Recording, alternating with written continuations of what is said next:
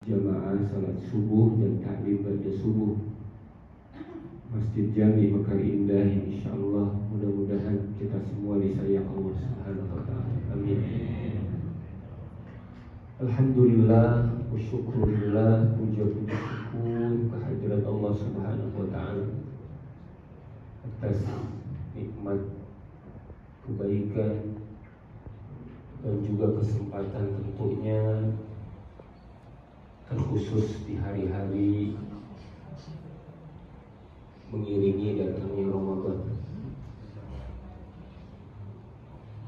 Kita bisa hadir kembali, duduk bersama,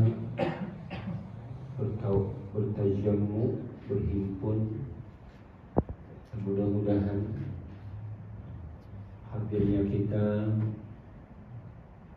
dalam majelis ilmu mudah-mudahan menjadi tazwid wal isti'dad di qudumi Ramadan, bisa menjadi bekal persiapan kita untuk menyambut datangnya Ramadan. Amin. Karena salah satu di antara bekal menyambut Ramadan adalah zat al-ilm, yaitu bekal ilmu.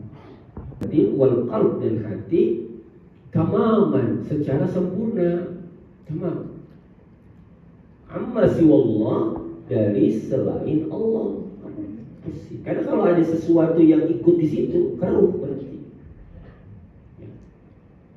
Ini bening kan? Bening kan ya?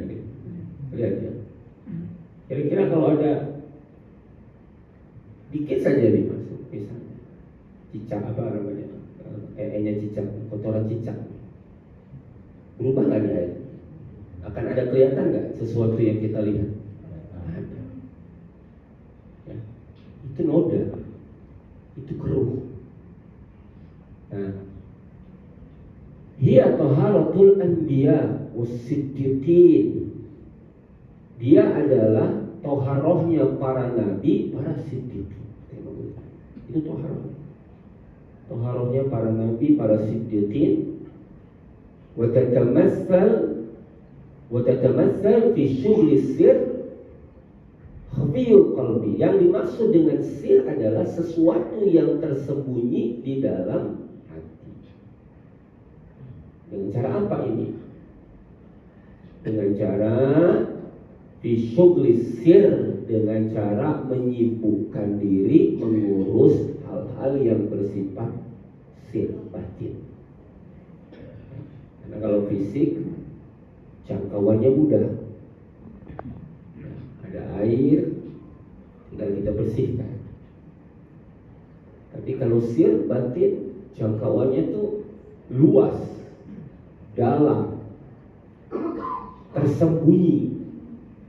Biasanya yang bagian tersembunyi itu rumit daripada yang nampak. Ya, punya jerawat di muka satu aja, karena nampak di muka, kelihatan langsung. Ya. Kadang-kadang kecil aja tuh udah mulai, ya, kalau ada di muka itu sesuatu kecil saja itu, ya, ada jerawat dikit, langsung bisa terdeteksi dan langsung bisa kita beresi. Tapi kalau batin itu dia nampak. Ya, maka saya sering mengatakan mengurus amalan-amalan hati itu memang sesuatu yang sangat unik gitu. Kenapa unik? Terlihat nggak ngapa-ngapain tapi sibuk. Nah, saya bilang jangan curiga sama orang yang sering nunduk. Itu tidak semua yang nunduk tidur, tidak. Semua orang yang ngaji nunduk itu tidur, tidak. Bisa jadi dia masuk di marhalah tafakur, bisa. Kelihatan dia nggak ngapa-ngapain, hanya menundukkan diri, tapi bisa juga dia melakukan amalan itu. Tidak semua orang yang bersandar itu dia sedang nyantai, dia sedang melakukan amal-amal yang lain. Mungkin dalam amalan hati dia sedang menata kolbu.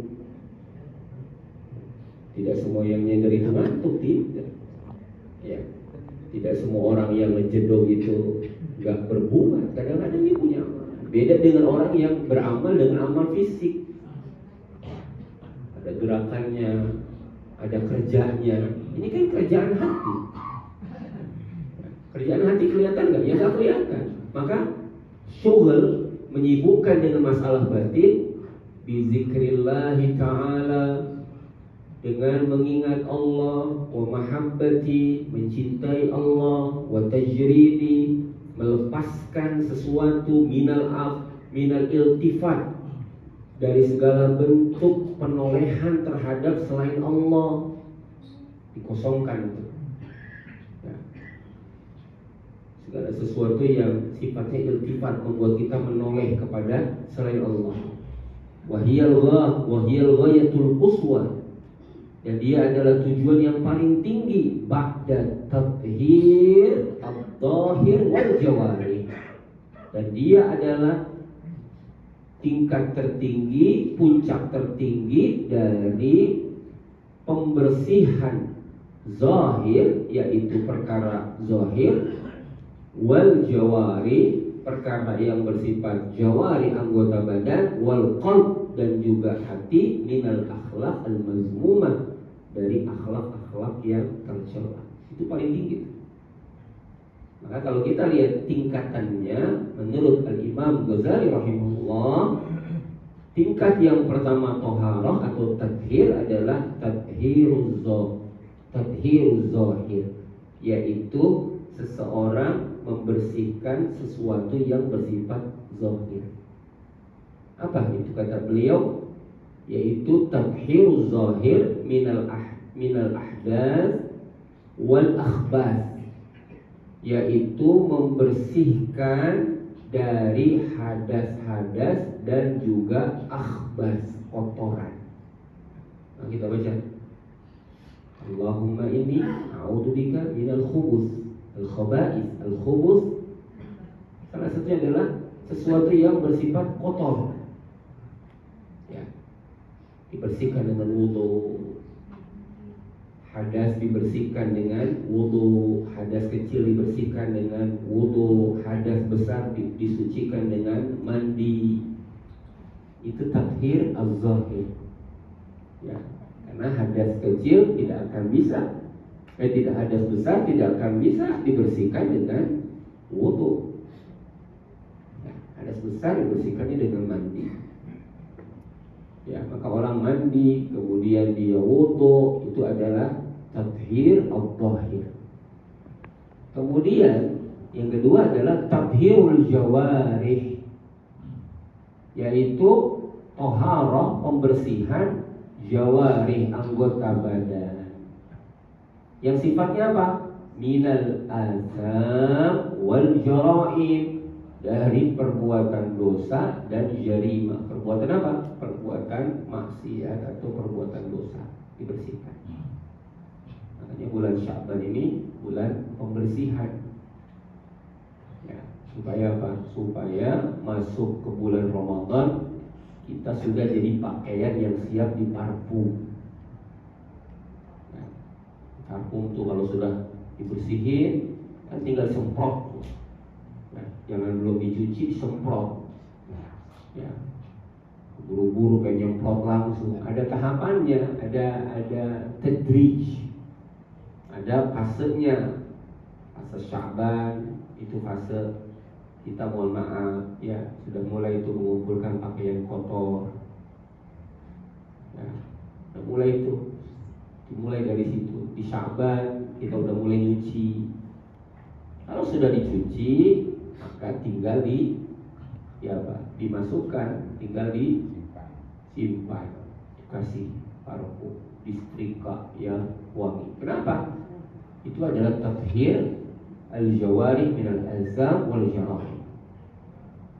Kemudian tathhirul qalbi. Yang ketiga, tingkatan kata beliau adalah pembersihan hati. Minal akhlaq al-mazmumah war razail, dari akhlak-akhlak yang tercela, war razail, dari akhlak-akhlak yang rendah. Bersihkan. Ya, bersihin hati dari sombong, bersihkan hati dari dengki, bersihkan hati dari duri-duri yang mengotorinya, yang merintanginya. Ya, itu namanya toharatul jawari, toharatul zahir, tathhirul zahir, tathhir al-jawari, tathhir al-qalb. Kemudian tathhir as-sir, ini paling tinggi, yaitu pembersihan sir, batinnya, sesuatu yang terdapat dalam lubuk dirinya. Sehingga apa?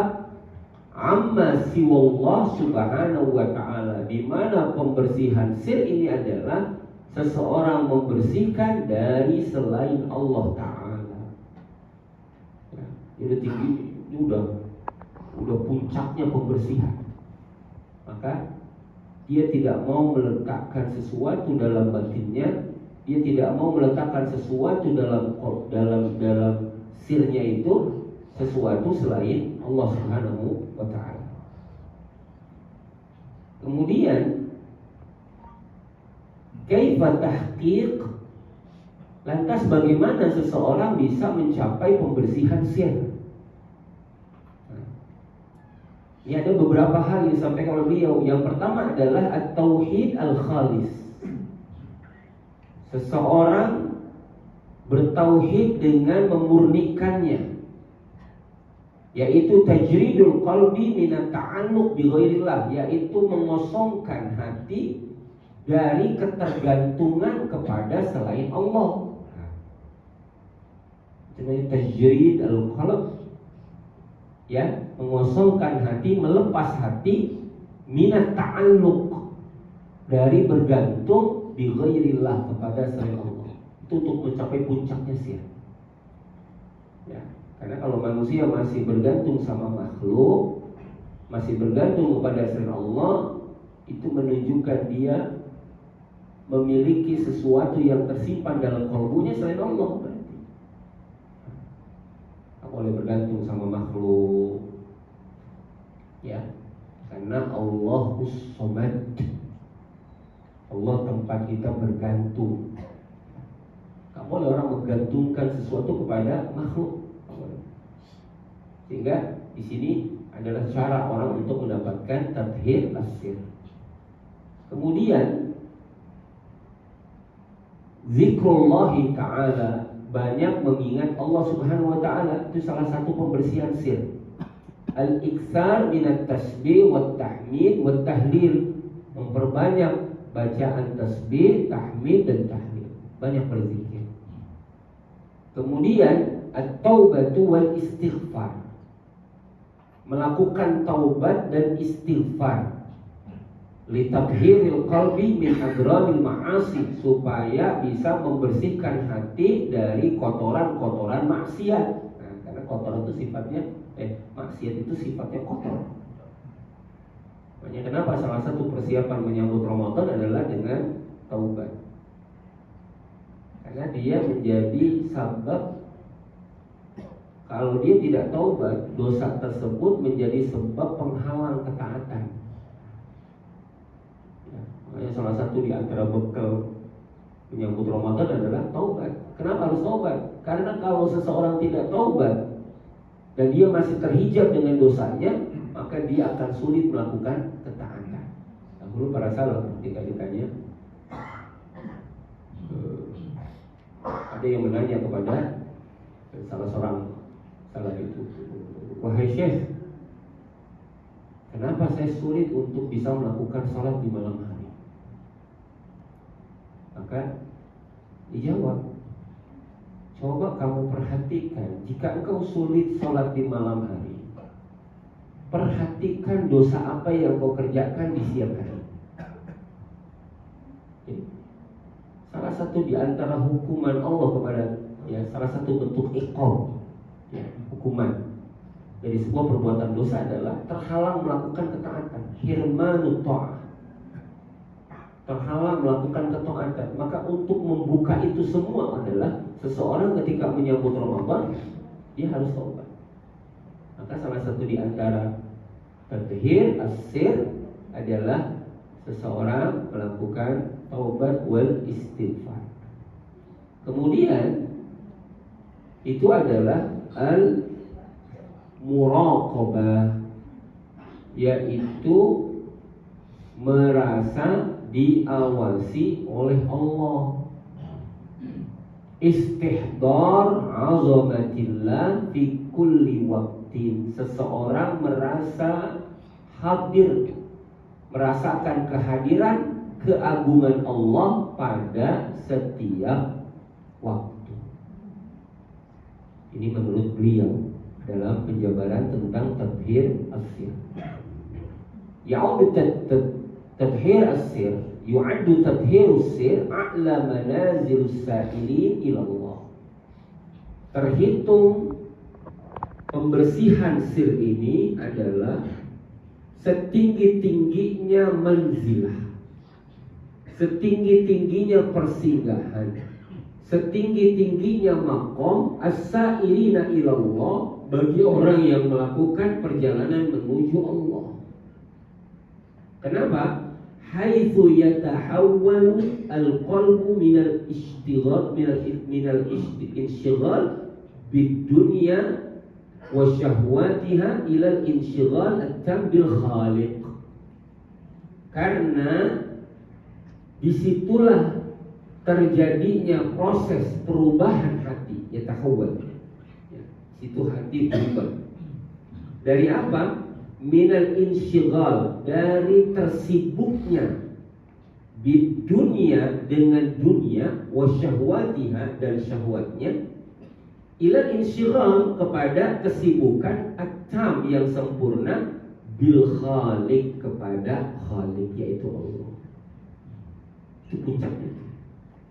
Ya, jadi kalau dalam diri kita, hati kita masih ada selain Allah yang tumbuh, bahkan bukan cuma tumbuh, ada yang sampai mengakar dan berakar. Nah, dunia kalau sudah mengakar di hati, jangankan sampai berakar, tumbuh saja, itu sudah membuat sir kita, batin kita itu bermasalah. Ya, maka dulu para salaf mengatakan apa? Letakkan dunia di tanganmu, jangan kau letakkan dunia di hatimu. Jadi nggak ada yang salah dengan dunia, yang salah naruhnya. Dunia jangankan kecil, sebesar-besarnya dunia, kalau meletakkannya benar, itu nggak akan ada masalah. Letakkannya di mana? Di tangan. Cara meletakkan dunia yang paling terbaik adalah di tangan, karena di tangan itu mudah memegang, mudah melepas. Yang menggenggam tangan, yang melepas tangan. Dapatnya digenggam, setelah digenggam mau dilepasnya juga mudah. Tapi kalau dunia dalam genggaman hati, itu yang membuat terjadinya namanya tasydid. Kalau kata bahasa Arab itu tasydidul qalbi, atau tasydid. Tasydid itu berarti acak-acakan. Maka disebut tasydid wa tafriq. Nah, kalau hati itu terhimpun, kokoh, maka disebutnya, kata Nabi, jama'a syamlahu. Allah akan menghimpun kekuatan hatinya. Nah, karena dia akan dibuat kokoh. Karena kalau dia tercerai-berai, itu jadi apa? Jadi lemah. Tapi kalau dia kokoh bersama Allah, maka dia akan kuat. Tetapi ketika dunia masuk, maka kata Nabi, syaddata. Di situ disebutkan wa farraqa syamlahu. Artinya dia akan dicerai-beraikan hatinya. Apa maknanya? Dia akan dibuat oleh Allah, jiwanya ini tidak kokoh. Maka apa yang terjadi? Dengan sebab itu, akhirnya seseorang terjerumus pada ketidakfokusan di dalam menyembah ataupun beribadah kepada Allah Subhanahu wa ta'ala. Maka ini disebut dengan tadhhir as-sir. Maka beliau menyebutkan dengan bahasa apa tadi? Dengan bahasa qauluhu wa yarghabu fi tathiris sir, maka dia akan terdorong untuk membersihkan sirnya sebelum dia bertemu dengan Tuhannya. Maka ya Allah Subhanahu wa taala menjadikan orang-orang yang bertaubat adalah orang-orang yang mensucikan diri mereka. Innallaha yuhibbut tawwabin wa yuhibbul mutatahhirin. Ini menurut pandangan saya tambahkan dari apa yang disampaikan oleh Hujjatul Islam Al-Imam Ghazali ketika beliau menyebutkan makna tathhir as-sir. Kenapa saya tidak menjelaskan dari buku ini? Karena di buku ini atau di kitab Madarijus Salikin ditulis waqad taqaddama bayanuh.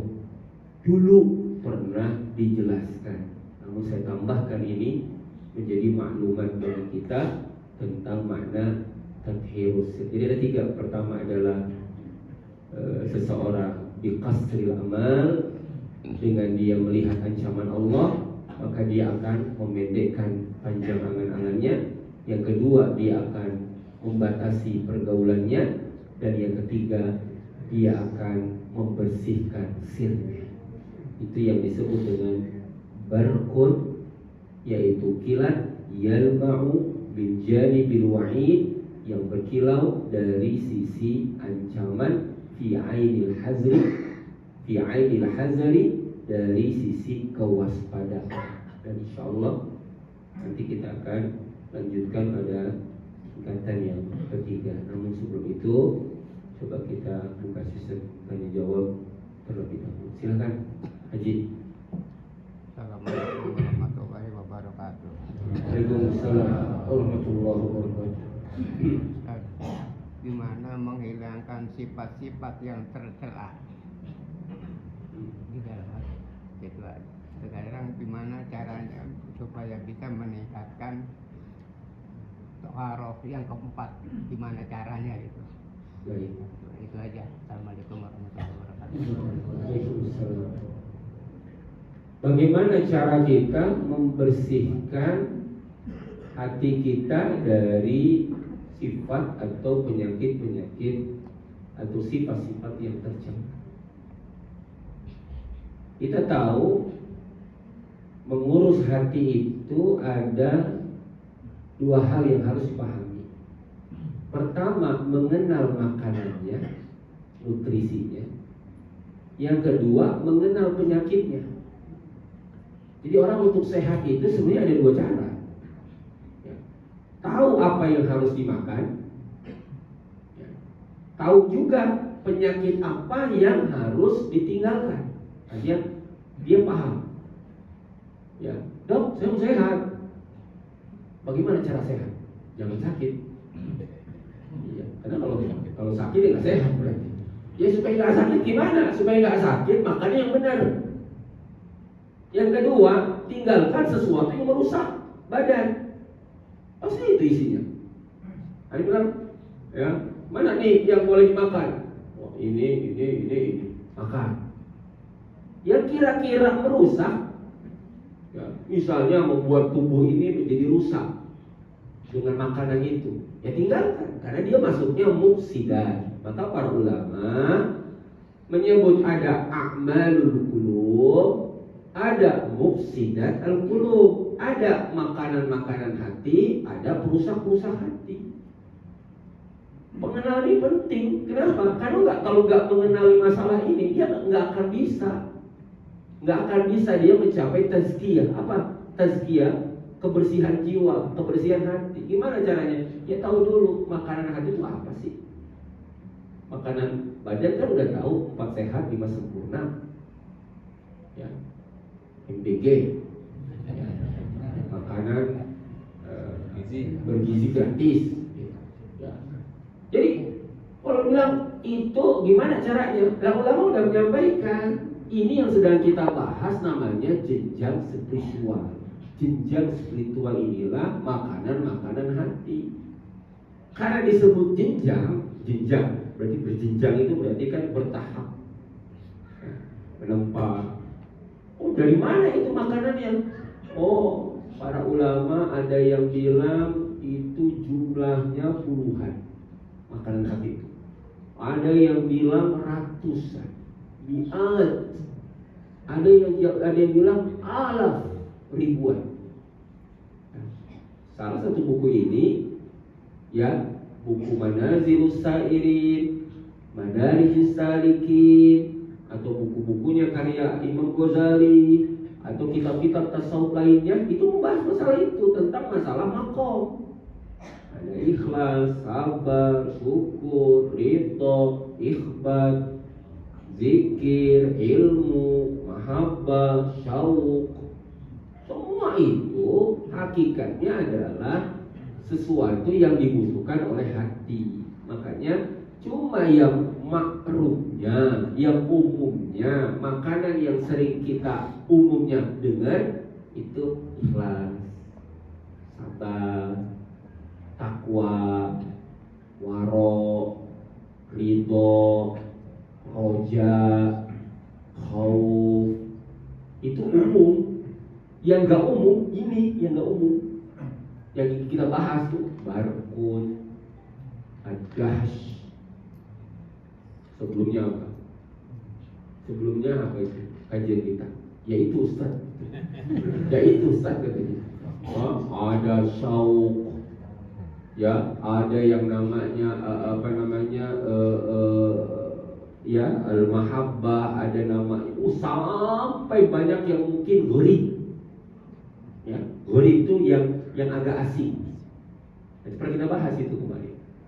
Ya, seperti beberapa persinggahan para ulama tidak sepakat di situ, tapi dimasukkan sebagai persinggahan hati. Nah, jadi satu mengenal makanannya, yang kedua mengenal penyakitnya. Kenapa harus mengenal penyakitnya? Mengenal perusaknya supaya kita bisa mendeteksi kita lagi bermasalah.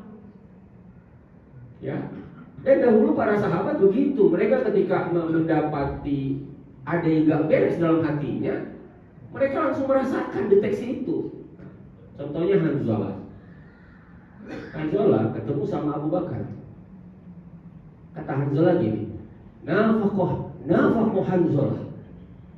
Nafaqah Hanzalah. Hanzalah yang bilang sendiri, nafaqah. Artinya apa? Hanzalah itu munafik. Ya. Hanzalah sampai mengatakan Hanzalah munafik. Boleh gak menuduh diri munafik? Saya tanya nih, boleh gak menuduh diri munafik? Boleh Pak. Yang gak boleh itu nuduh orang lain munafik. Boleh gak nuduh diri gak ikhlas? Boleh, sangat boleh. Tapi nuduh orang lain gak ikhlas gak boleh. Karena sifat, mohon maaf, ilmu tasawuf itu ilmu ngurus diri, bukan ngurus orang. Kalau ilmu tasawuf ngurusin orang, itu belum tasawuf namanya. Ilmu tasawuf ngurusin diri. Syarif, Anda belum ikhlas, Anda belum tawadhu, Anda belum. Jadi nanyanya ke diri kita. Kalau seseorang itu menuduh diri, itu terpuji. Tapi kalau menuduh orang lain, masalah kita itu berarti. Tiap hari habis ngaji, nuduhin orang semua, tuduh sama dia. Ya. Ahli maksiat, ahli si bapak ahli hisab, ahli dituduhin semua itu tuduhan. Gak boleh, kenapa? Nuduh diri bagus. Tuduh aja Pak diri kita. Diri yang suka pamer, diri yang suka carmuk, diri yang suka semua dosa-dosa, kalau perlu tuduhin ke kita. Gitu. Jadi kalau kita bilang gini, mohon maaf dari diri kita, saya sudah ikhlas, yang lain belum ikhlas, itu kita nggak masuk. Kalau kita ngerasa kita udah ikhlas, orang lain belum, kita udah soleh, yang lain belum, itu berarti kita belum tasawuf. Karena tasawuf itu sebenarnya seseorang misalnya dia menjadikan dirinya ya jauh dari kesempurnaan, jauh dari sesuatu yang utama. Itu Hanzalah bilang, nafaqah Hanzalah. Abu Bakar kaget. Mataku ya Hanzalah, kamu ngomong apa? Kok kamu bilang diri kamu munafik? Siapa yang ngomong? Abu Bakar. Abu Bakar mendengar itu langsung bilang, matakul, kamu ngomong apa sih Hanzalah? Kok kamu bilang diri kamu munafik? Kamu ngomong apa? Akhirnya kata Abu Bakar, hayya ila Rasulillah, ayo kita ke Rasul, ayo kita ke Nabi. Kita tanyakan. Ketika Hanzalah ditanya sama Abu Bakar, kenapa kamu begini? Gini Abu Bakar, saya tuh kalau dekat sama Nabi kayaknya diri saya tuh enak, soleh, kerasa bener-bener ada takwa di hati. Tapi kalau saya jauh dari Nabi, saya jadi liar. Kalau di pengajian, gitu Pak. Kalau di pengajian nih, kelihatannya Masya Allah khusyuk, kalem, ya kayaknya, Tapi ketika sudah bubar, jauh dari Nabi, saya lihat pikiran saya dunia semua. Waktu sama Nabi, kebayang surga, kebayang tentang neraka, kebayang tentang akhirat. Tapi pas jauh dari Nabi, kepala saya ini langsung liar berpikir tentang dunia. Apa nggak munafik saya? Ya. Kan kita sama kayak gitu ngerasain. Kalau udah ngaji kayaknya, ya, kalau benar lihat ini. Tapi pas udah bubar, langsung itu di kepala masuk semua. Ya. Dan itu dirasakan oleh Hanzalah. Artinya jiwa kita ini memang, mohon maaf, harus paham betul tentang masalah hati ini, sehingga harus memahami penyakitnya. Oh, ini penyakit nifak, ini penyakit kiber. Itu contoh saja misalnya, ada orang ngerasa dirinya merasa paling baik walaupun nggak diucapkan, itu bahaya juga. Ya. Dia nggak pernah ngomong saya orang terbaik dan tersoleh di negara ini, dia nggak pernah ngomong. Tapi dalam dirinya terbesit, ngerasa dirinya ini adalah, merasa dirinya ini itu sudah bagian dari ada tanda-tanda keruhnya hati. Dan itu banyak para ulama misalnya memberikan kita arahan bahwasanya apa? Ini berarti seseorang kalau ingin jiwanya bersih, dia harus mencari makanannya, dia harus mengenal penyakitnya, dan jangan lupa dia harus meminta kepada Tuhannya. Maka saya kalau membuka kajian kita, kenapa? Salah satu di antara yang saya sampaikan adalah waqala Rasulullah sallallahu alaihi wasallam. Apa kata Nabi? Allahumma ati nafsi taqwa. Itu doa apa? Ya Allah, berikanlah ati nafsi, jiwaku, takwaha, ketakwaannya, wa zakkiha, dan bersihkan hati ya Allah. Anta khairu man zakkaha, engkau yang sebaik-baiknya membersihkan jiwa ini. Anta waliyuha, engkaulah pelindungnya, wa maulaha, engkau juga pemiliknya. Itu doa dari Nabi, doa tazkiyatun nafs, doa minta dibersihkan jiwa kita. Nah, jadi gimana? Kenali makanannya sehingga kita bisa mendapatkan nutrisi hati yang sehat. Yang kedua, kenali perusaknya supaya kita bisa menghindari hati kita dari kerusakannya. Dan yang ketiga, mintalah perlindungannya. Maka insya Allah itu akan menjadikan kita memiliki hati yang sehat, juga hati yang bersih. Kemudian bagaimana mencapai maqam sir? Artinya tathhirus sir, pembersihan sir. Maka penempuhannya tadi adalah betul-betul ikhlas dalam tauhidnya, dia memperbanyak zikirnya, kemudian dia banyak bertaubat dan beristighfarnya, kemudian yang selanjutnya dia bisa melakukan muraqabah dalam setiap perjalanan hidupnya. Atau kata ulama dalam sebuah kitab Minhajul Muslim, al-adab ma'an nafs, adab terhadap diri adalah taubat. 1T 3M, 1 triliun 3 miliar. Ya, bukan duit ini. 1T 3M, 1T taubat, 3M muraqabah, muhasabah, mujahadah. Ingat itu rumusnya. 1 triliun 3 miliar.